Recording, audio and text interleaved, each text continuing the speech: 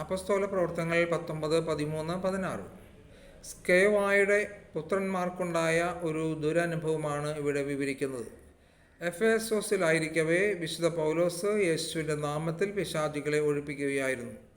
യഹൂദ പുരോഹിതനായ സ്കേവായുടെ പുത്രന്മാർ ഇത് കാണുകയും കേൾക്കുകയും ചെയ്തിരുന്നു. അവരും പിശാചിൻ്റെ മേൽ യേശുവിൻ്റെ നാമം പ്രയോഗിച്ചു. പക്ഷെ പിശാച് ബാധിതർ അവരുടെ മേൽ ചാടിവീണ് അവരെ ആക്രമിച്ചു.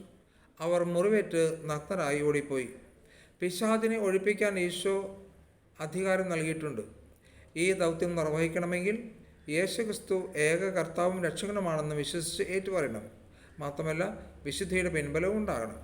പിശാച് ഓടിക്കയറാൻ ഇരിക്കുന്നവനാണ്. അതിനാൽ സംശയരഹിതമായ വിശ്വാസം, വിശുദ്ധി, വിശുദ്ധരുടെയും മലാഖമാരെയും സംരക്ഷണം എന്നീ യോഗ്യതകളുണ്ടെന്ന് ഉറപ്പാക്കുക. പിശാചിനെ ബഹിഷ്കരിക്കും മുമ്പ് പിതാവിൻ്റെയും പുത്രൻ്റെയും പരിശുദ്ധാത്മാവിൻ്റെ നാമത്തിൽ നാം ഇന്നേ ദിവസം അനുഗ്രഹീതരാകട്ടെ. യേശുവിൻ്റെ നാമത്തിൽ ഇന്നത്തെ പഠനം, പരീക്ഷ, അധ്വാന, നിർമ്മാണ യാത്ര വിജയിക്കട്ടെ എന്ന് പ്രാർത്ഥിക്കുന്നു. ഇപ്പോഴും എപ്പോഴും എന്നേക്കും. ആമേൻ.